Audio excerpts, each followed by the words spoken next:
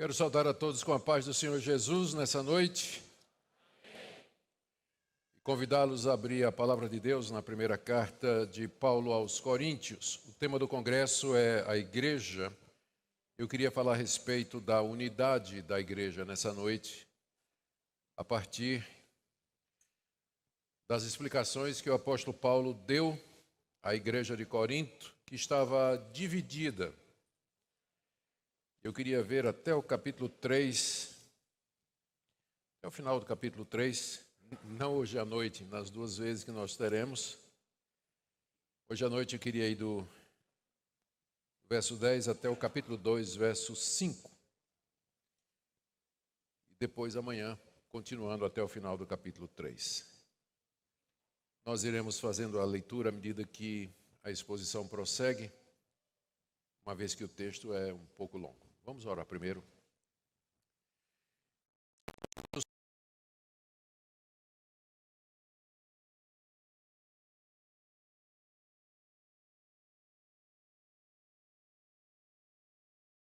A nos revelar a respeito da tua igreja. Nós te damos graças porque ela existe. Era um povo para o louvor da...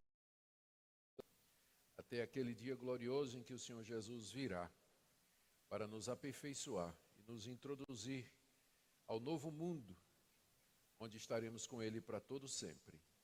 Até lá, ó Deus, enche o nosso coração de esperança, confiança, disposição de Te obedecer, livra-nos do mal. Nós oramos que o Senhor continue a abençoar esse encontro, nos fazendo compreender mais o Teu projeto eterno, que é a igreja. E agora, quando nós nos debruçamos aquilo que Teu servo escreveu sobre a sua unidade, nós pedimos iluminação do Espírito Santo, não somente para compreender, mas também para aplicar ao nosso coração. Em nome de Jesus. Amém. Queridos, deixe-me falar um pouquinho a respeito da primeira carta aos Coríntios, dar uma breve introdução para que nós possamos entender melhor do que é que se trata aqui. Paulo é o fundador da igreja de Corinto, passou 1 ano e meio na região, pregando a palavra de Deus ali na Acaia. Depois ele segue o seu caminho e vai para a cidade de Éfeso. Durante o tempo que Paulo esteve ali, ele foi muito perseguido pelos judeus, mas uma igreja se formou. Uma igreja que era composta da população de Corinto e outras pessoas da região, uma vez que Corinto era uma cidade cosmopolita, portuária, quase portuária, né? O porto de Corinto era Cencreia, que ficava a 15 quilômetros mais ou menos. Mas era uma cidade grande, era uma cidade populosa, era uma cidade conhecida pela idolatria, conhecida pela imoralidade, pela quantidade de templos que havia e também pelo grande amor pela filosofia, perdendo talvez apenas para a cidade de Atenas e depois para a cidade de Tarso, onde Paulo havia sido criado. Havia várias escolas de pensamento filosófico na cidade de Corinto e uma das mais conhecidas era aquela dos sofistas, que na verdade designava muito mais um método do que uma ideologia. Os sofistas eram filósofos de várias persuasões diferentes, que iam às praças públicas, que nas cidades gregas era o local onde as pessoas se juntavam para saber das novidades, fazer comércio, fazer acordos, até mesmo tribunais funcionavam lá. E os sofistas iam para a praça e ali, com grande eloquência, apresentavam as suas ideias e depois passavam o chapéu para recolher a oferta dos interessados. E era assim que eles sobreviviam. Então, para os sofistas sobreviver, ele tinha que saber falar bem. Não é à toa que o primeiro manual de retórica, ele surge na Grécia. Surge dentro da cultura grega. Os gregos gostavam da retórica, gostavam de pessoas que eram capazes de usar as palavras bem, de expressar bem os seus pensamentos. Os sofistas eram capazes de fazer as multidões rir no momento, chorar no momento seguinte. Usavam frases de efeito, palavras que pareciam sábias, de forma a, no final do seu discurso, geralmente uma multidão emocionada contribuía generosamente para o sustento do filósofo.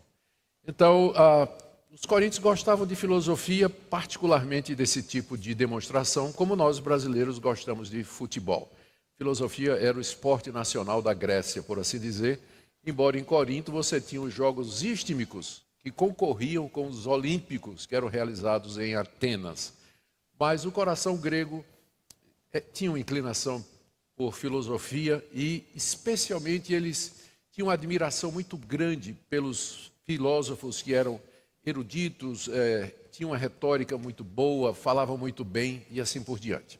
Ao que parece, quando os coríntios se converteram, muitos deles, eles trouxeram para dentro da igreja esse apreço pelos seus modernos ídolos, por assim dizer, por essas pessoas que eles admiravam. E aquilo que eles sentiam pelos sofistas, pelos pregadores e pelos filósofos, eles transmitiram para os pastores que tinham tido uma história recente na história da comunidade, na vida da comunidade. Paulo era o fundador da igreja, Pedro era o conhecido chefe da igreja apostólica, estava em Roma, não se sabe se ele alguma vez esteve em Corinto, é possível. Apolo, que tinha sido pastor depois de Paulo e era conhecido exatamente pela sua eloquência, aliás, é o único que no Novo Testamento recebe o título de eloquente, Apolo, de Alexandria. Não é sem razão, Alexandria também, ao norte do Egito, conhecida pela sua cultura, pela sua livraria, conhecida pelas obras de arte. Foi lá que a Septuaginta foi produzida, cerca de 250, 200 anos antes de Cristo. E Apolo vinha de Alexandria, era um judeu eloquente e foi pastor lá em Corinto. E, naturalmente, Cristo. Então, parece que a igreja de Corinto acabou formando grupos em torno dessas personalidades. Tinha um pessoal que gostava de Pedro, tinha um pessoal que gostava de Paulo, tinha um pessoal que gostava de Apolo e tinha um pessoal que não gostava de ninguém, que era o pessoal de Cristo. Porque eles diziam, esse pessoal aí de Pedro, Paulo e Apolo recebem dos homens, nós recebemos online, direto de Jesus, não precisamos de pastor, não precisamos de mestre. Então, são chamados por alguns estudiosos os espirituais de Corinto, que são responsáveis por boa parte dos problemas que havia na igreja, esse pessoal. Bom, o fato é que a igreja estava dividida. Não é que é errado você ter pregadores que você gosta. Não é errado você ter mestres com quem você aprende. O problema é quando você começa um culto à personalidade, ou para usar um termo moderno, a tietagem, a ponto de você dizer, eu só ouço fulano, não ouço cicrano. Fulano é o maior pregador do universo e os demais são fichinha. Então, não me interessa, eu só aprendo a partir desse pregador aqui, desse pastor, desse mestre, desse teólogo. E essa admiração que os coríntios tinham pelos mestres de filosofia antes da conversão, eles trouxeram para dentro da igreja e transferiram para os pastores que faziam parte da sua história recente. Esse é o pano de fundo por detrás dessa divisão que estava acontecendo na igreja. Pode parecer uma coisa pueril e infantil, mas continua acontecendo até o dia de hoje. É raro, mas acontece com muita frequência. Então, eu queria ver com vocês aqui como Paulo abordou o problema. E ele faz isso na sua maneira característica. Paulo, em vez de simplesmente chegar e passar algumas orientações práticas, dizendo, olha, vocês parem de fazer isso, vocês comecem a fazer isso, Paulo primeiro expõe a teologia do problema. Paulo não consegue separar o teólogo do pastor. A questão é eminentemente prática.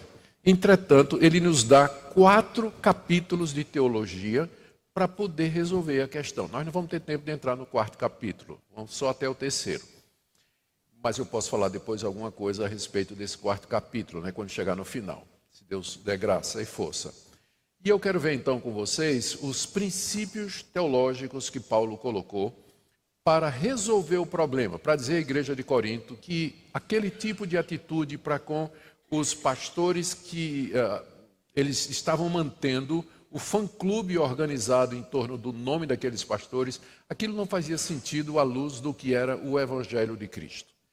E ele faz isso, como eu disse, desenvolvendo alguns pontos que eu quero ver com vocês. Eu vou pular a introdução, do verso 1 até o verso 9, Ali você tem a introdução padrão das cartas e das epístolas do Novo Testamento. O autor se apresenta, diz quem são os destinatários, tem um breve voto, uma saudação, geralmente um resumo do que é que ele pretende tratar na carta, e ele fecha e aí então entra direto no assunto.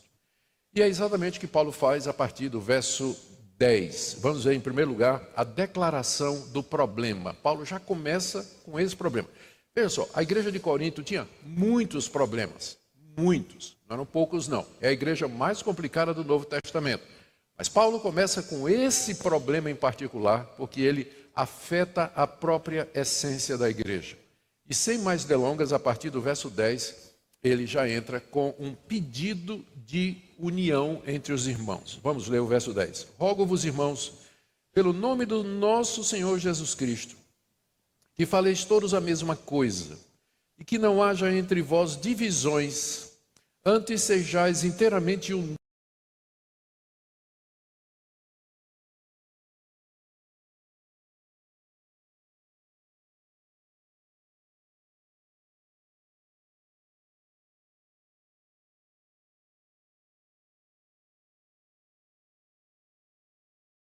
E ele se dirige àqueles crentes como sendo irmãos, apesar de todos os problemas da igreja, desde um grupo que negava a ressurreição de Cristo, até problemas na hora de celebrar a ceia do Senhor.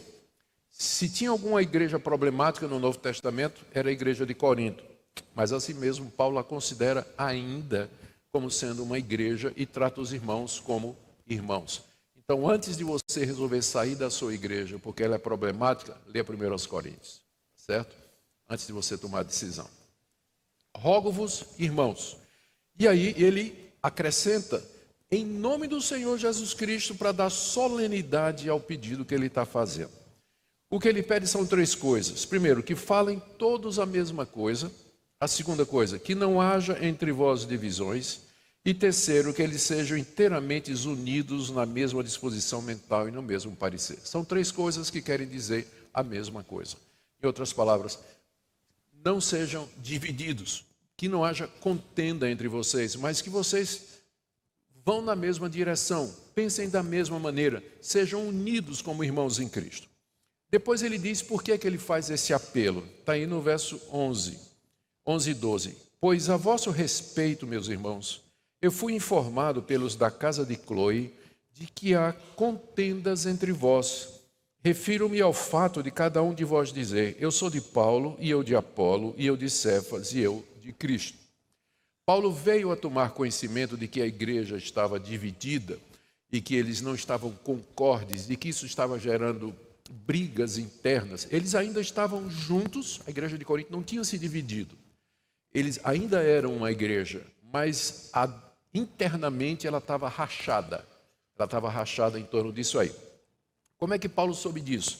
Soube através da família de Cloe. Nós não sabemos se era uma família que era da igreja de Corinto, viajou para Éfeso e ali informou a Paulo do que é que estava acontecendo, ou se eram conhecidos de Paulo, de Éfeso, que tinham ido a Corinto, voltaram trazendo notícias. O que quer que seja, a família de Cloe achou que Paulo deveria saber o que é que estava acontecendo na igreja. Portanto, não se sinta mal se você alguma vez procurou o pastor para informar de que alguma coisa está indo ruim na igreja. Você pelo menos tem um precedente aqui de Cloe, não é? Tem um precedente. Você não vai ser considerado um alcaguete, né? Como o pessoal diz, ou lá no Nordeste, cabueta, né? Que é o nome que se dá a quem faz isso aí. Mas a família de Cloe achou que era a coisa certa para fazer e procurou o pastor Paulo para dizer, não o Júnior, né? Mas o apóstolo Paulo, para informar o que é que estava acontecendo realmente ali na igreja, não é? E Paulo tomou conhecimento, e é curioso, Paulo não teve medo de dizer quem foi que tinha dito, não é? Não teve medo, disse abertamente. Eu tenho para mim que se era uma família lá da igreja de Corinto, o pessoal ia pegar firme, né? Você, né, entregou a gente e tal, né? Mas Paulo se sente em liberdade, porque é isso que devia haver entre irmãos. Nós queremos a verdade, queremos resolver o problema. Às vezes a gente fica com muito escrúpulo para resolver algum assunto e acaba não resolvendo com medo de ferir sentimentos, não é politicamente correto, é uma situação muito sensível. Não era assim que o apóstolo Paulo via a questão. Disse o nome, ou seja, matou a cobra e mostrou o pau, né? Dizendo, olha, quem disse foi a família de Cloe. E o que é que a família de Cloe disse para Paulo? Que cada um dos coríntios dizia, eu sou de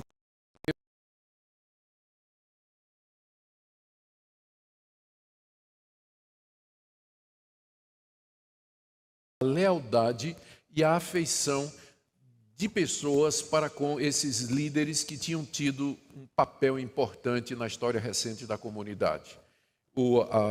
Já falei, né? Paulo, fundador da igreja, Apolo, pastor que veio depois, extremamente eloquente, e Cefas, que era o líder da igreja em Jerusalém.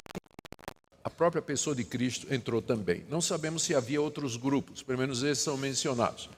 Os estudiosos se perguntam qual era a causa, né? O que estava em jogo. Alguns acham que é a questão do batismo, porque logo em seguida Paulo diz assim, eu não batizei nenhum de vocês para vocês dizerem que eu sou de Paulo. O problema é que Pedro não batizou ninguém lá, porque a gente nem sabe se Pedro esteve lá. Então, não pode ter sido o fato de que os de Paulo tinham sido batizados por Paulo, os de Pedro tinham sido batizados por Pedro, e os de Apolo tinham sido batizados por Apolo, porque aí deixa de fora a pessoa de Cristo e a pessoa de Pedro que não estiveram lá. O mais provável é isso que eu venho falando desde o início, que a comparação é quanto ao desempenho na pregação, na retórica e na exposição das ideias. Quem é o melhor pregador, Paulo, Pedro ou Apolo? E o grupo de Cristo dizia, nós não queremos nos envolver com isso porque nós pertencemos a Cristo. Nós não somos de homem nenhum, nós somos do Senhor Jesus. Eu creio que essa é a melhor explicação, é a menos complicada e que vai dar conta dos argumentos seguintes, onde Paulo constantemente vai estar falando de sabedoria, de palavras, de retórica e de assim por diante. Então, o que estava em jogo era o desempenho público, em termos de pregação, de retórica, de conhecimento, de cultura, desses pregadores conhecidos dos coríntios, em torno dos quais eles fizeram esse fã-clube. Paulo, em seguida, primeiro ele diz que sabe o problema, disse através de quem ele soube, ele coloca o problema claramente e ele faz uma ressalva de que ele, quando esteve lá, ele não contribuiu em nada para que isso acontecesse. O que nos mostra que esse tipo de coisa geralmente não é provocado pelo tietado. A pessoa ela é admirada, as pessoas gostam, formam um fã-clube, mas não é porque o pastor ou o pregador incentivou, ou se fez, tem quem faça. Né? Tem pregador que incentiva a formação de fã-clube, a formação de seguidores e esse tipo de coisa. Mas às vezes mesmo um pregador que está interessado muito mais na apresentação da pessoa de Cristo, na simplicidade do Evangelho, sem querer, por conta da inclinação natural das pessoas de sempre terem referências, acabam criando seguidores e não foram eles que provocaram esse tipo de coisa. É isso que Paulo está dizendo aqui.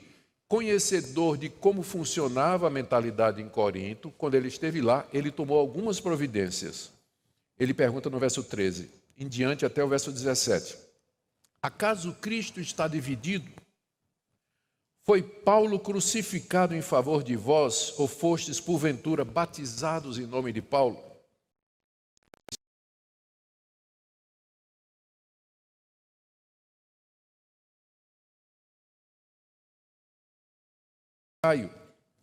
Para que ninguém diga que fostes batizados em meu nome.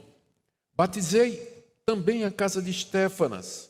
Além destes, não me lembro se batizei algum outro. Porque não me enviou Cristo para batizar, mas para pregar o Evangelho, não com sabedoria de palavra, para que não se anule a cruz de Cristo. A ressalva que Paulo faz é que quando esteve lá pregando o Evangelho, e você encontra isso em Atos capítulo 18, ele não batizou os convertidos, ele não batizou ninguém. Provavelmente já antecipando, dada a índole dos coríntios, a formação de um fã-clube no nome dele. Então, ele não batizou ninguém. Aí ele lembrou que ele batizou Crispo. Crispo era o chefe da sinagoga, que se converteu com a pregação de Paulo. Paulo batizou. Gaio, que a gente não sabe quem é, alguns acham que é o Gaio a quem a segunda carta de João é dirigida. E ele disse que fez isso para que ninguém dissesse que foi batizado no nome dele. Me lembrei, eu batizei também a casa de Estéfanas. Além destes, não me lembro se batizei algum outro. Você conhece algum outro pastor que é assim? Geralmente o pastor, quando batiza alguém, né? Batizei a família fulana de tal, no dia tal, com pena de ouro, num livro assim bonito, né? Que ele exibe como troféu. Já batizei 300 pessoas na minha vida, né? Paulo disse que nem lembra quem ele batizou. Lembrava de 3, porque ele geralmente não batizava. Ele deixava, nessa ocasião ele estava acompanhado de Silas e Timóteo, eram provavelmente os 2 que batizavam. Não é que batismo não seja importante, mas Paulo considera que existe uma coisa mais importante para a qual ele foi chamado, que é o que ele diz no verso 17. Porque não me enviou Cristo para batizar, no sentido de formar grupo de pessoas que eu batizei, para que depois essas pessoas digam, eu sou de Paulo. Deus não enviou Paulo para isso, mas enviou Paulo para pregar o Evangelho. E aí ele acrescenta, e com isso ele abre o próximo assunto. Não com sabedoria de palavras. O que ele quer dizer com isso, sabedoria de palavras? Exatamente aquilo que acontecia nas praças de Corinto, todo dia, onde os sofistas iam lá e com sabedoria escolhiam palavras para emocionar os seus ouvintes, fazê-los sensíveis ao conteúdo que eles queriam trazer. A manipulação de palavras com o propósito de ganhar atenção, persuadir e convencer as pessoas. Note bem, nós não somos contra a retórica, a gente não é contra o uso da homilética, a gente não é contra o estudo da arte de falar. O problema é como você usa isso, com que objetivo. Tem gente que quer aprender retórica, gente que é culta e que quando prega, o que aparece é ele. É ele que aparece. A capacidade dele, a cultura dele, o desempenho dele, o carisma dele. Mas a pessoa de Cristo e o Evangelho são eclipsados, vão para o pano de fundo diante disso tudo. Era uma coisa que Paulo nunca quis fazer, embora pudesse. Paulo era educado em 3 culturas. Na cultura judaica, onde ele nasceu. Na cultura helênica, ele foi criado em Tarso da Cilícia, que era na dispersão. E na cultura romana, porque o pai dele era romano, tinha cidadania romana, que Paulo herdou também. Então, Paulo era um homem da sua época, era um homem culto. Várias vezes nas suas cartas ele é capaz de citar autores, poetas, filósofos gregos. Como eu disse, ele foi criado em Tarso, que era um centro educacional de filosofia. Entretanto, ali em Corinto, ele pregou o Evangelho na sua simplicidade, porque Cristo o enviou para pregar a Cristo, não em sabedoria de palavra. Deus pode usar retórica, Deus pode usar conhecimento, mas eu desconfio muito de pastores e pregadores que dependem dessas coisas, como se essas coisas por si só tivessem o poder de convencer salvadoramente alguém. Pode convencer de que você é o tal, mas convencer salvadoramente, isso aí é outra coisa. E a preocupação de Paulo está aí no final do verso 17. Não com sabedoria de palavra, para que não se anule a cruz de Cristo. O próprio conteúdo da pregação, que é a cruz de Cristo, determina o método. Isso aqui é muito importante, porque tem pessoas que acham que vale tudo para você anunciar Cristo. Mas aqui você percebe que nem todo método é conveniente à mensagem que nós pregamos. Paulo está dizendo que se ele usar sabedoria de palavras, ele vai anular a cruz de Cristo. Portanto, não é de qualquer jeito. Já que o nosso assunto é a sabedoria de Deus em salvar o mundo através de um carpinteiro pendurado numa cruz, que é um símbolo, um ícone daquilo que Deus pensa da raça humana, ou seja, Deus ali na cruz anula toda a arrogância humana, pendurando um de nós na forma mais cruel e vergonhosa de execução. Como é que eu vou pregar isso com sabedoria de palavras? Como é que eu vou usar palavras redundantes, floreadas, bandeiradas, para poder falar da cruz de Cristo? Então, não é todo método que se adequa ao conteúdo que Deus deu à igreja para anunciar. E nós precisamos fazer isso com muita sabedoria, porque tem gente que acha que vale tudo, né? Gente que vale tudo para anunciar Jesus. Não é isso que Paulo está dizendo aqui. Se você pregar com sabedoria de palavra, você anula a cruz de Cristo. Porque você vai chamar atenção para você, e não para Cristo, e muito menos para a sua cruz. Isso, então, abre o segundo argumento dele, que vai do verso 18 até o verso 25, onde ele faz uma comparação entre a sabedoria de Deus e a sabedoria humana, tão valorizada pelos coríntios. Certamente a palavra da cruz é loucura para os que se perdem, mas para nós que somos salvos é poder de Deus. Pois está escrito: destruirei a sabedoria dos sábios e aniquilarei a inteligência dos instruídos. Onde está o sábio? Onde o escriba? Onde o inquiridor desse século? Porventura não tornou Deus louca a sabedoria do mundo? Visto como na sabedoria de Deus o mundo não o conheceu por sua própria sabedoria, ou aprove a Deus salvar os que creem pela loucura da pregação. Porque tanto os judeus pedem sinais, como os gregos buscam sabedoria. Mas nós pregamos a Cristo crucificado, escândalo para os judeus, loucura para os gentios. Mas para os que foram chamados, tanto judeus como gregos, pregamos a Cristo, poder de Deus e sabedoria de Deus. Porque a loucura de Deus é mais sábia do que os homens, e a fraqueza de Deus é mais forte do que os homens. Antes de Paulo chegar em Corinto, ele tinha vindo de Atenas, onde ele tinha tido uma experiência sui generis na pregação do Evangelho. Enquanto ele esperava Silas e Timóteo, que ele tinha deixado na Macedônia, particularmente em Tessalônica, para cuidar da igreja recém-convertida, Paulo observou a idolatria reinante em Atenas. Não se conteve, coração indignado. Primeiro ele vai na sinagoga, provavelmente para repreender os judeus, porque não tinham feito nada com relação àquela idolatria. Depois ele vai para a praça pública, onde diariamente ele disputava com quem aparecesse ali. Chama a atenção dos epicureus estoicos que o levam ao Areópago, uma colina rochosa, um platô em cima, onde se reuniu o conselho da cidade. Paulo é levado até lá para explicar que deuses estranhos são esses que ele estava pregando, Jesus e Anastácia. Anastasis em grego, ressurreição. Então, eles pensavam que Paulo estava pregando um Deus novo, uma deusa Anastácia. Então, vamos levar, saber o que é que você está ensinando. Parece coisa estranha para nós. E Paulo, então, partindo do altar ao Deus desconhecido, faz uma exposição de como a idolatria não faz sentido. Porque dois poetas deles, Epimênides e Aratos, tinham dito que nós existimos e nos movemos em Zeus, errou do Deus, mas acertou no contexto, né, no conceito. Nós existimos e nos movemos em Zeus e dele somos também geração. Paulo disse, tá bom, os seus próprios poetas estão dizendo isso.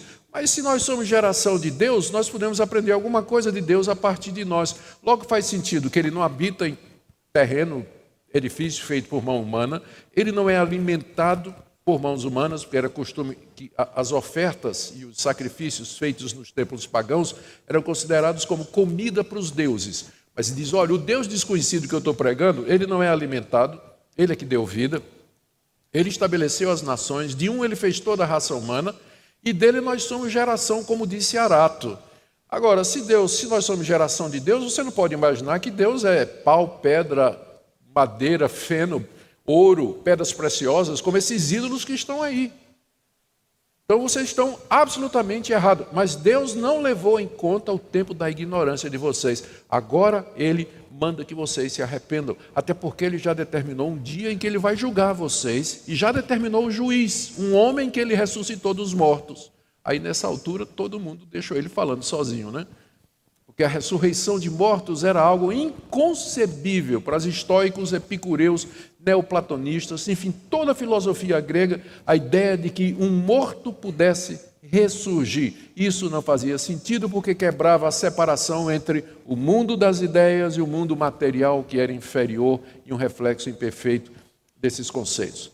Paulo tinha tido uma experiência recente, quando ele escreveu isso aqui, uma experiência recente de como a sabedoria desse mundo não chega a Deus, não consegue entender a Deus, não consegue perceber a grandeza de Deus, Por isso, se contenta com deuses feitos à sua imagem e semelhança, como os milhares de deuses que frequentavam as ruas de Corinto, de Atenas, onde havia altares, havia templos, todos dedicados a esses deuses, sendo o principal dedicado à deusa Atena, o Partenon, uma obra de arte maravilhosa, existe até o dia de hoje, para quem visitar as ruínas de Atenas. Paulo já tinha tido essa experiência quando ele escreve isso aqui. Então, diante disso, ele diz primeiro que a cruz significa coisas diferentes para pessoas diferentes no verso 18. Certamente a palavra da cruz é loucura para os que se perdem. Ele tinha visto isso lá no Areópago, quando ele começou a falar de Cristo e da ressurreição. A palavra da cruz é loucura para os que se perdem, mas para nós que somos salvos, ou mais literalmente, estamos sendo salvos, é o poder de Deus. É isso que a cruz é. Ela é o poder de Deus pelo qual Ele nos salva desse mundo, salva da culpa, da condenação. A cruz de Cristo é a expressão máxima da sabedoria de Deus, enquanto que para os filósofos é loucura. Tanto é que os filósofos, lê lá em Atos 18, os filósofos lá de Atenas, Atos 17, eles perguntaram, se dirigindo a Paulo, o que é que esse tagarela quer dizer?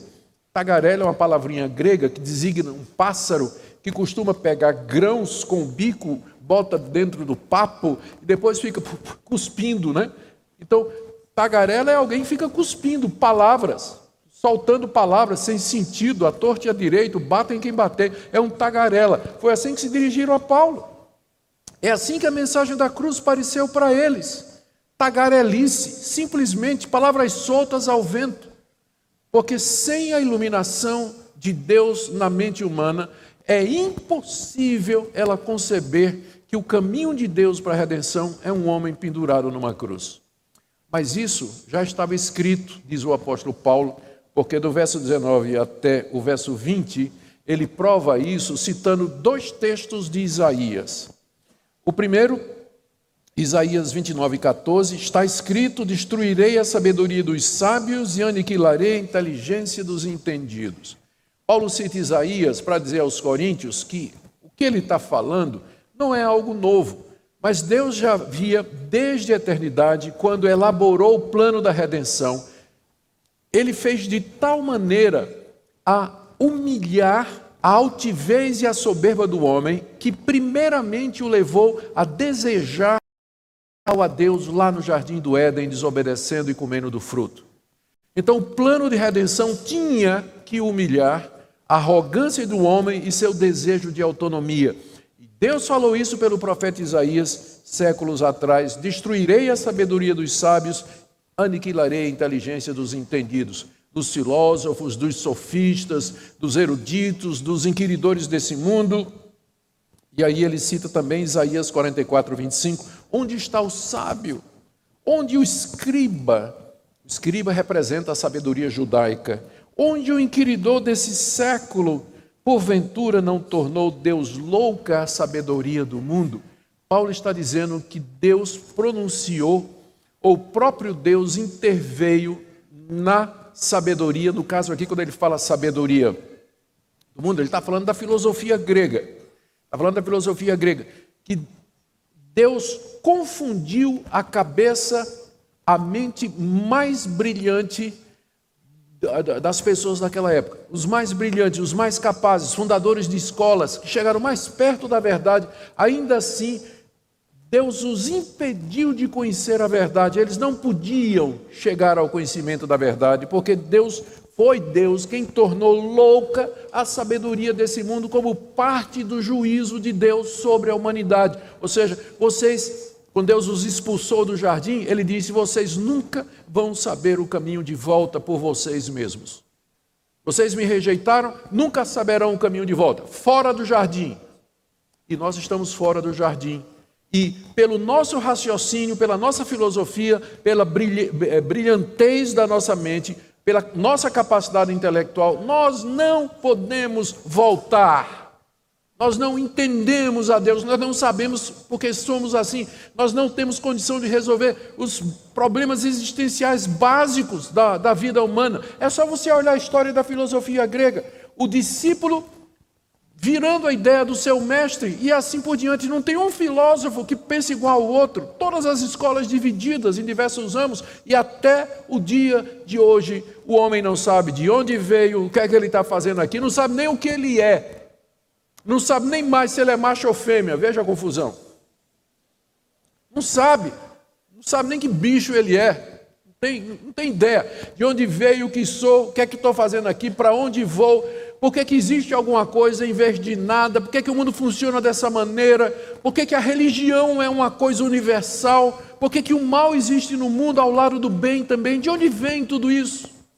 O homem tateia na sua pretensa sabedoria, mas na verdade é loucura, porque Deus pronunciou, por assim dizer, um juízo sobre a capacidade humana de compreensão, dizendo: pela loucura, pela sabedoria de vocês, vocês nunca irão me encontrar. Deus tornou louca a sabedoria do mundo. Mas então como é que ele fez? Se nós não podemos conhecer a Deus através do raciocínio, do pensamento, como os coríntios gostariam de pensar, pela apreciação enorme que eles tinham pela capacidade brilhante de raciocínio dos filósofos e da sabedoria deles. Mas então qual é o caminho? Verso 21. Visto como na sabedoria de Deus, ou seja, no plano que Deus tinha elaborado, visto como na sabedoria de Deus o mundo não o conheceu por sua própria sabedoria, foi assim que Deus estabeleceu desde o começo, e o pecado tem esse efeito noutético na cabeça do homem, que ele não pode entender. Aprove a Deus, agora vamos ver, salvar os que creem pela loucura da pregação. Aqui Paulo coloca o caminho de Deus. Em vez de dizer assim: olha, vocês me encontrarão através do raciocínio, se vocês pensarem bem, analisarem bem, se vocês estudarem bastante, se vocês conhecerem a história da humanidade, se vocês pesquisarem a natureza, descobrirem os princípios naturais que regem o mundo, a lei de causa e efeito e tudo mais, vocês então haverão de me encontrar. Deus não disse isso. Ele diz: para que vocês me encontrem, vocês têm que crer na loucura da pregação. E para o mundo daquela época, a pregação era loucura mesmo. Paulo tinha acabado de ter essa experiência lá no Areópago, quando ele começou a falar do juízo final, da ressurreição dos mortos, da morte de Cristo na cruz. O pessoal virou as costas e saiu zombando dele, dizendo: outra vez nós vamos te ouvir sobre isso. E se levantaram do Areópago e deixaram ele sozinho lá. Então o caminho de Deus é a loucura da pregação e não há substituto. Eu sei que tem muita gente que pensa que tem substituto. Em vez de pregar a Cristo crucificado, vamos usar um método que seja mais palatável para o homem moderno. Isso de alguém que fica na frente de um grupo, falando autoritativamente como da parte de Deus a respeito do caminho de Deus, isso é politicamente incorreto, né? Isso quebra a nossa ideia de pluralidade, da diversidade. Quem ele pensa que é para estar lá na frente dizendo a verdade? Eu também tenho a minha verdade. Loucura da pregação. E não é aceitável para os ouvidos pós-modernos e pluralistas do nosso dia, mas continua sendo o caminho de Deus a despeito disso. Porque Deus tornou louca a sabedoria do mundo, e em torno disso ele apresenta a sua sabedoria, que para o mundo parece louca, que é um homem pendurado numa cruz, como sendo o caminho para o retorno ao paraíso. Verso 22, ele expõe isso aí, porque tanto os judeus pedem sinais, o próprio povo de Deus que se perdeu ao longo da história, esquecendo o propósito da revelação dada por Deus através de Moisés no Monte Sinai, esquecidos daquilo que os profetas falaram, que distorceram o judaísmo no período do segundo templo, transformando o judaísmo numa religião de obras e legalista. Eles não perceberam quando o crucificado esteve no meio deles. Os judeus pedem sinais e os gregos buscam sabedoria, como o apóstolo Paulo já tinha acabado de experimentar em Atenas. Mas, enquanto que eles fazem isso, mostra sinais, demonstra sabedoria, Paulo diz no verso 23, nós pregamos a Cristo crucificado, escândalo para os judeus. E de fato foi escândalo, né? Os judeus perseguiram Paulo em todo lugar que ele pregava, Cristo crucificado como sendo o Messias, o desejado das nações, o cumprimento das Escrituras. Escândalo! Um Messias pendurado numa cruz. O nosso Messias é o filho de Davi, ele é guerreiro, vai nos libertar dos romanos, mas tu estás apresentando um Cristo condenado pelas autoridades, crucificado entre ladrões. A cruz é a resposta de Deus à arrogância humana. Na cruz, Deus nos levou na nossa arrogância e disse: eis o que eu penso de vocês. É isso que vocês são, nada mais. Cristo crucificado é a sentença de Deus passada sobre o orgulho humano. Ele é escândalo para os judeus e loucura para os gentios. Tagarela a respeito disso, te ouviremos outra hora. Loucura para o pensamento grego. Mas para os que foram chamados, você tem que ser chamado. Você não entra nessa festa de penetra. Tem que ter o convite.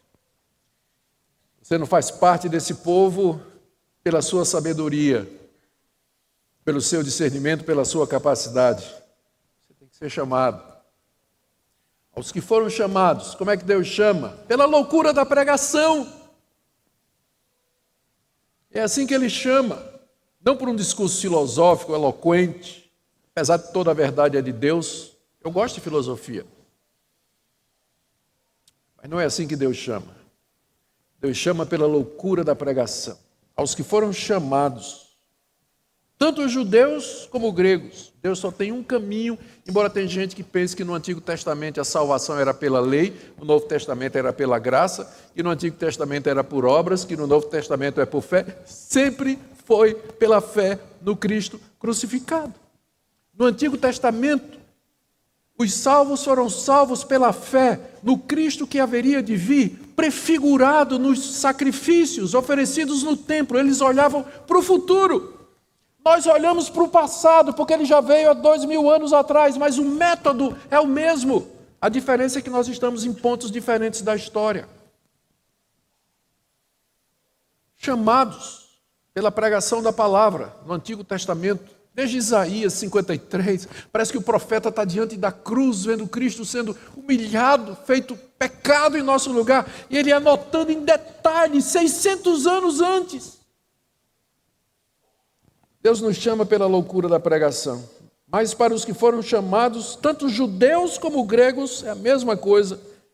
Nós pregamos a Cristo, poder de Deus e sabedoria de Deus, porque a loucura de Deus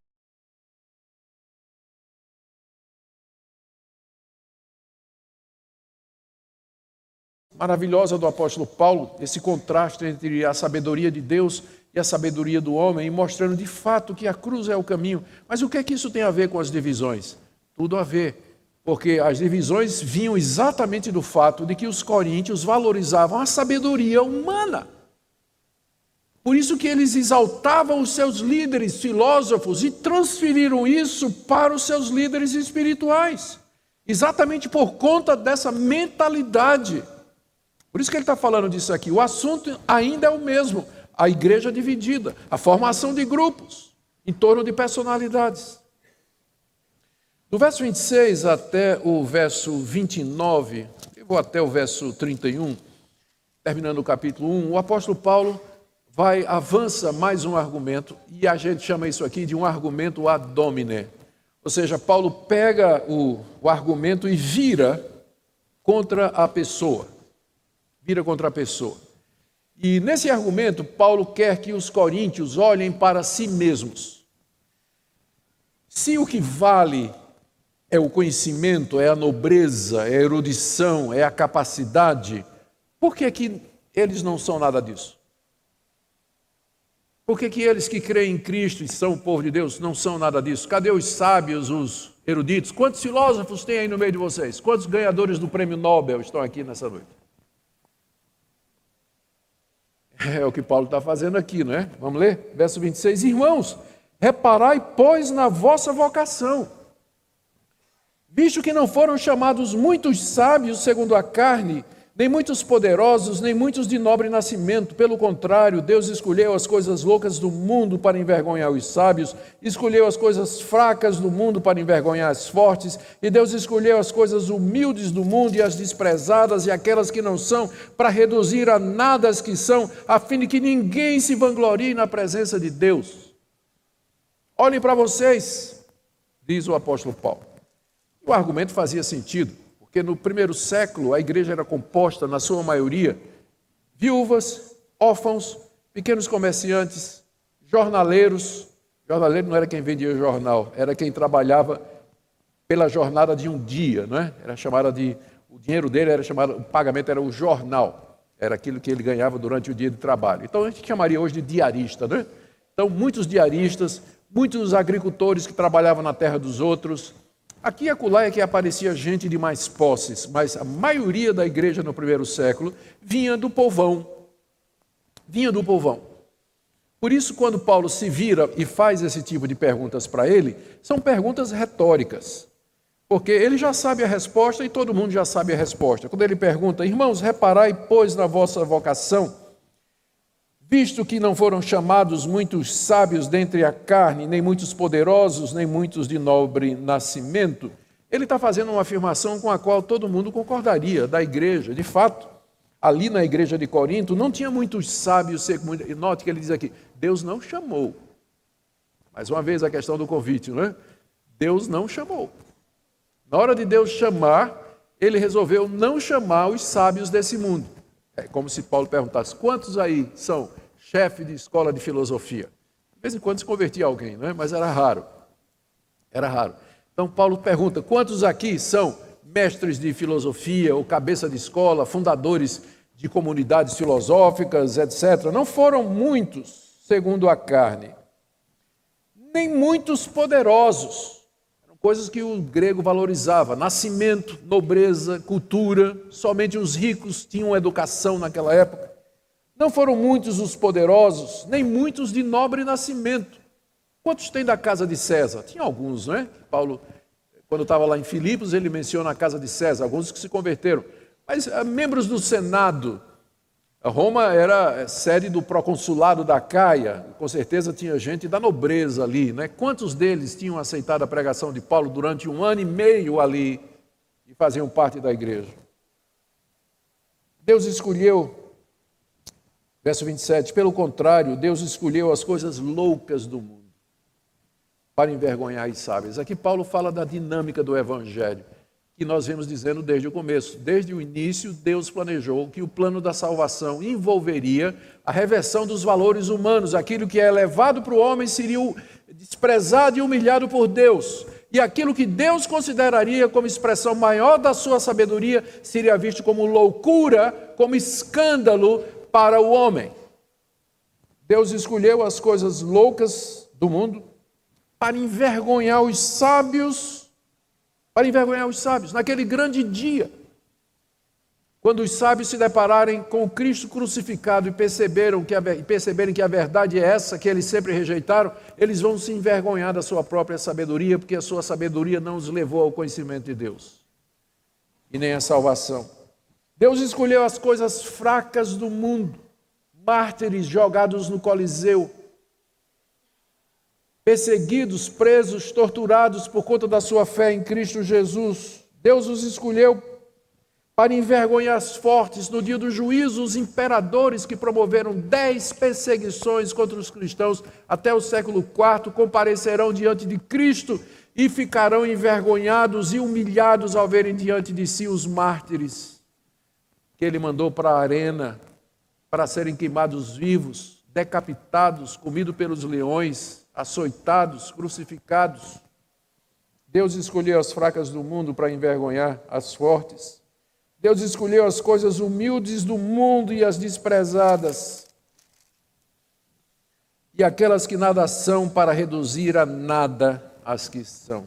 Por que Deus fez isso? E aqui Paulo revela num versículo a intenção de Deus que eu venho dizendo desde o começo, verso 29, a fim de que ninguém se vanglorie na presença de Deus, nem agora e nem no juízo. Ninguém vai poder bater no peito e dizer, Eu conheço o Senhor, eu estou aqui, eu herdei a vida eterna, porque eu sou sábio, eu sou culto, eu sou de nobre nascimento, eu tenho recursos, eu sou um vencedor, cumpri meus deveres morais, cumpri minhas atividades religiosas, eu vou de casa para o trabalho, do trabalho para casa, nunca menti, nunca ofendi, nunca fiz nada a ninguém. Ninguém vai se gloriar diante de Deus. A glória será somente dele. E foi dessa perspectiva que Deus elaborou a igreja. A igreja é a comunidade daqueles que entendem isso. Portanto, um crente arrogante é uma contradição em termos. Ou ele é crente, ou ele é arrogante. Mas ele não pode ser as duas coisas.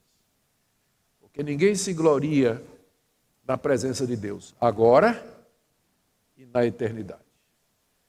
Foi assim que Deus elaborou o plano da salvação. E agora você pergunta, o que é que isso tem a ver com o problema das divisões? Tudo. Porque os coríntios estavam se gloriando nos homens, estavam se gabando da capacidade extraordinária de Apolo, muito maior do que de Paulo, e eu acredito que era mesmo.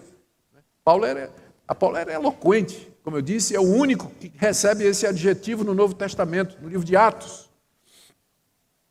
Certeza era mais. Os coríntios estavam se vangloriando naquilo ali, exaltando o homem, coisa que Deus certamente não se agradava. E aí, do verso 30 a 31, a primeira aplicação, não é? Uma primeira aplicação de Paulo, ele vai fazer várias no decorrer até do capítulo 4. Eu queria pedir, se alguém podia me arrumar um pouquinho d'água. Achei. Obrigado. Aqui do verso 30 a 31, então, nós temos um desses resumos que Paulo faz, uma espécie de aplicação antecipada antes de chegar no final. A aplicação mesmo vai ser no final do capítulo 3. Mas vós sois dele em Cristo Jesus, o qual se nos tornou da parte de Deus sabedoria, justiça, santificação e redenção, para que, como está escrito, aquele que se gloria, glorie-se no Senhor.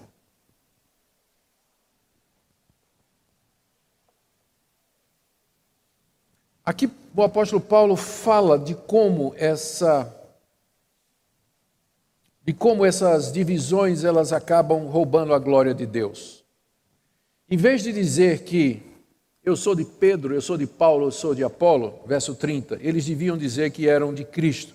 Mas vós sois dele, em Cristo Jesus. Vocês não são nada, aqui se remete ao que foi dito antes, né? Quando Paulo falou que Deus escolheu os que nada são, os humildes, os desprezados, aqueles que são considerados como nada. Deus, mas vocês são de Deus em Cristo Jesus. E Cristo se tornou da parte de Deus sabedoria, justiça e santificação e redenção. Quando Paulo está falando contra sabedoria, conhecimento, ele não é contra essas coisas em si. O problema é a origem delas e para onde elas se dirigem. O crente tem uma sabedoria, o crente tem um conhecimento, o crente tem uma glória, o crente tem uma justiça, que não é aquela que os epicureus procuravam dentro de si próprios. E essa justiça, essa santidade, essa sabedoria é Cristo. Verso 30. Ele se tornou da parte de Deus a minha sabedoria, justiça, santificação e redenção. Para que, como está escrito, aquele que se glorie, glorie-se no Senhor. Eu posso me gloriar, mas eu não posso me gloriar nos homens. Eu me glorio na pessoa de Cristo Jesus. Ele é o centro da minha vida, ele é o centro da minha glória, ele é a razão da minha existência. Nele eu encontro a resposta às minhas indagações, sabedoria. Nele eu encontro a justiça que eu preciso para ser aceito por Deus. Nele eu encontro a santificação necessária para viver de maneira agradável a Deus aqui. E nele eu encontro finalmente a redenção, que é o livramento desse mundo e do mal que nele existe. Ou seja, Deus fez com que Cristo fosse a resposta a todas as nossas necessidades intelectuais, existenciais e físicas. Ele é a resposta que nós precisamos. Ele é a resposta daquilo que os filósofos inquirem, procuram, prescrutam, através do seu raciocínio, através da pesquisa e da análise do mundo, da história e de si mesmos, e nunca chegam em lugar nenhum. Porque não é esse o caminho de Deus é Cristo. E Cristo continua sendo a resposta para a nossa geração. Ele continua sendo a mensagem da igreja. Ele continua sendo o caminho de Deus para a redenção do pecador. E eu quero terminar com o quarto argumento de Paulo, do verso 1 até o verso 5, onde ele fala da própria atitude dele quando esteve lá entre os coríntios pregando o evangelho. Você pode ver em Atos capítulo 18. Eu, irmãos, quando fui ter convosco anunciando o testemunho de Deus, não fiz com ostentação de linguagem ou de sabedoria, porque decidi nada saber entre vós, senão a Jesus Cristo e esse crucificado. E foi em fraqueza, temor e grande tremor que eu estive entre vós. A minha palavra e a minha pregação não consistiram em linguagem persuasiva de sabedoria, mas em demonstração de espírito e poder, para que a vossa fé não se apoiasse em sabedoria humana, e sim no poder de Deus. Nesse último argumento que veremos hoje à noite, o apóstolo Paulo faz uma rememoração com os coríntios da maneira como ele se portou lá na cidade, quando esteve 2, 3 anos antes pregando o evangelho ali. Ele diz: irmãos, vocês lembram, quando eu fui ter com vocês, anunciando o testemunho de Deus, tem uma variante que chama o mistério de Deus, que é possível que seja, né, em vez de o testemunho de Deus, anunciar o mistério de Deus, que é Cristo. Tanto faz o testemunho e o mistério a mesma coisa. Quando eu estive lá anunciando o testemunho de Deus, não fiz com ostentação de linguagem ou de sabedoria com a qual vocês estão acostumados, que vocês apreciam e vocês gostam. E que vocês vão ouvir todos os dias na praça através dos filósofos, através dos sofistas. Quando eu fui pregar a vocês, eu não usei o mesmo método deles, embora eu pudesse fazer isso devido à minha cultura, à minha capacitação e à minha preparação. Mas eu não fiz com ostentação, não ostentei o meu conhecimento, a minha capacidade retórica. Porque ele tinha tomado uma decisão, talvez ele tomou essa decisão depois da experiência lá de Atenas. Eu decidi, foi uma decisão que ele tomou. Então, mesmo um calvinista toma decisões, vocês estão vendo, né? Porque decidi nada saber entre vós, senão a Jesus Cristo e esse crucificado. Paulo tomou uma decisão no ministério dele. Ele disse: eu vou pregar a Cristo e Cristo crucificado. Eu posso pregar outras coisas, eu tenho conhecimento da filosofia, da sabedoria, dos escritos, do conhecimento, da cultura da minha época, e ele tinha. Mas eu tomo a decisão de que eu, quando for pregar, eu vou pregar a Cristo e esse crucificado. Não quer dizer que ele não pregaria coisas como a ressurreição, ou a ética, ou a respeito de casamento, porque aqui mesmo na carta ele trata dessas questões.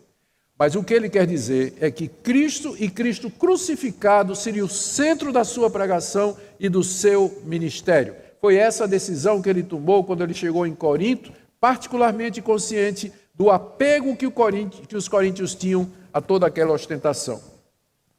E foi, verso 3, em fraqueza, temor e grande tremor que eu estive entre vós pela perseguição dos judeus, a ponto de que Cristo teve que aparecer a Paulo numa visão de noite e dizer a ele: eu quero que você fale, não tenha medo, fale, não se cale, porque eu tenho muita gente nessa cidade, ainda tem muita gente eleita que eu vou chamar através da sua pregação.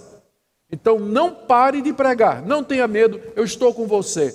Tem muita gente aqui, ninguém vai fazer mal a você. E realmente, de fato, 1 ano e 6 meses, Paulo passou em Corinto, ele só perdeu para Éfeso, onde ele passou 3 anos em Éfeso, mais ou menos, e depois em Corinto é o lugar em que, em segundo lugar, ele passou mais tempo, não é? Porque Cristo apareceu e diante do receio de Paulo, diante da angústia que era natural, diante da perseguição dos judeus de Corinto, Paulo talvez tenha pensado em desistir do ministério ali. Deus disse: ainda não, ainda tem muito eleito aqui na cidade, eu quero que você pregue, porque é assim que eu chamo os eleitos. Está ouvindo? Porque tem gente que diz assim, mas se já está eleito, já está predestinado, para que pregar? Não é porque Deus vai chamar os eleitos e predestinados através da pregação. É assim que Ele convida, assim que Ele chama, e convida de maneira irresistível, suave, maravilhosa, de forma que você vem voluntariamente usando o seu arbítrio, viu? Casou. Que você pergunta, se Deus é soberano, como é que eu tenho o livre-arbítrio? Ele faz de maneira tal como a moça, como o rapaz que conquista a moça. Persuade, encanta, conversa de maneira que ela de livre e espontânea vontade vem, conforme Deus já tinha determinado antes da fundação do mundo. Tem muita gente na cidade. Paulo diz aqui que ele esteve lá em fraqueza, temor e grande tremor. Muito diferente do que parecia os filósofos e pregadores. Aí ele explica, olha, o verso 4. A minha palavra e a minha pregação não consistiram em linguagem persuasiva de sabedoria, mas em demonstração do Espírito e de poder. Nós podemos tomar Espírito e poder como duas coisas distintas, ou como uma explicando a outra, mas em demonstração do poder do Espírito, que talvez seja a melhor tradução, a melhor maneira de compreender a passagem. E o que foi essa demonstração de poder e de Espírito, ou do poder do Espírito Santo em Corinto? Se você ler o livro de Atos, o tempo que Paulo passou em Corinto é um dos poucos onde não há relato de milagre nenhum. Então é evidente que o apóstolo Paulo não tem em mente aqui sinais e prodígios quando ele diz que a minha pregação não consistiu em demonstração do poder do Espírito. Muitos rapidamente interpretam que Paulo estava se referindo aos sinais e prodígios que ele fez em muitos lugares. Por exemplo, em Listra, onde quase chegou a ser adorado como Zeus ou Júpiter, não é? O Mercúrio, o Deus mensageiro. Mas em Corinto nós não temos relato, embora na segunda carta Paulo faça menção de algum sinal que ele tinha feito lá em Corinto. Mas o ministério de Paulo em Corinto não se baseou em sinais e prodígios, mas em demonstração da sabedoria divina. Eu digo isso porque o próximo argumento de Paulo, ele vai falar sobre o Espírito Santo, em contraste com o espírito desse mundo, e ele vai dizer que é o Espírito Santo que revela as coisas de Deus. Isso nós veremos amanhã de manhã. É o argumento mais forte, eu entendo, né? O centro do argumento de Paulo vai ser isso aí.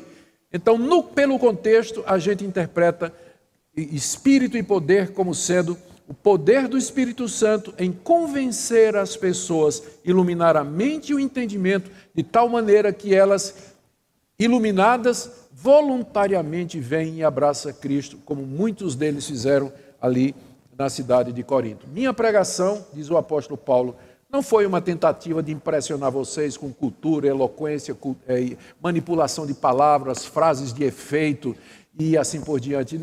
Não foi nada disso. Na verdade, eu estive lá com tremor e temor. Não é? Se não fosse Cristo me aparecendo, eu teria caído fora desde cedo. Mas a minha pregação foi uma demonstração do poder do Espírito para iluminar o entendimento. Por isso que vocês hoje creem. Deus iluminou o entendimento de vocês. Esse é o poder do Espírito Santo. E por que isso? Verso 5. Para que a vossa fé não se apoiasse em sabedoria humana, e sim no poder de Deus. Quando o ministério do pregador gira em torno da sua pessoa, ele vai ter seguidores. Mas a fé dessas pessoas se apoia na sabedoria humana, na capacidade do líder, no seu jeito, sua forma de ser. Paulo estava preocupado que a fé dos coríntios fosse autêntica, que fosse uma fé em Cristo. Por isso ele tinha cuidado, quando ele fosse pregar, que Cristo fosse o centro da pregação. Ele queria colocar Cristo diante dos coríntios como objeto da fé. Que a fé dos coríntios se dirigisse para a cruz e não para a pessoa do apóstolo, a sua capacidade, sua retórica, que tinha dado origem à formação dos grupos lá na igreja. Você me pergunta, o que é que isso tem a ver com o tema da sua pregação? Tem tudo a ver. Foi exatamente a falta dessa compreensão que a fé tem que se apoiar na cruz de Cristo e não na capacidade humana que deu origem à formação de grupos em torno de pessoas, o culto à personalidade lá na igreja de Corinto. Tem tudo a ver. Veja como Paulo está demolindo, né? Ele vai na base. Lembra no início quando eu disse que aqui é um problema prático, pastoral, mas Paulo não consegue resolver um problema pastoral sem tratar da questão teológica. Por isso que você não pode separar as duas coisas. Vamos esquecer esse negócio de teologia, de doutrina, e vamos pregar o evangelho. Que evangelho? Não, vamos pregar que Jesus salva. Que Jesus? O que você quer dizer com salvar? Não, Jesus que fala na Bíblia. Que Bíblia? Tem tantas Bíblias, tantos canos diferentes. Então, até para não ser Bíblia, até para não ser teológico, você tem que ser teológico, porque essa declaração, teologia atrapalha e a prática salva, é uma declaração teológica. Não tem como separar as duas coisas. Não tem como. Toda prática, ela está ancorada em alguma pressuposição, algum pensamento, alguma crença. E é por isso que Paulo, quando vai resolver o problema, ele não usa simplesmente o argumento da autoridade.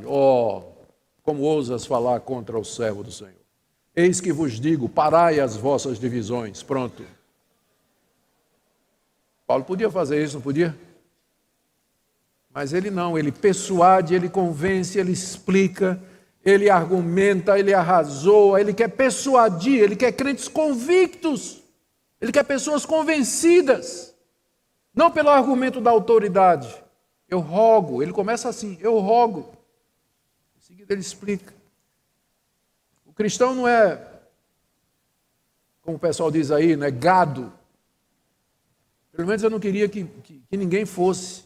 Eu queria que alguém fosse cristão porque está persuadido. Ele está convencido. A sua mente foi satisfeita. Ele encontrou as respostas. A sua mente abraçou com clareza a argumentação e disse, isso é verdade.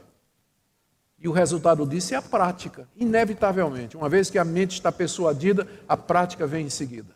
Você não precisa nem dizer muita coisa. Por si só, o crente segue o caminho.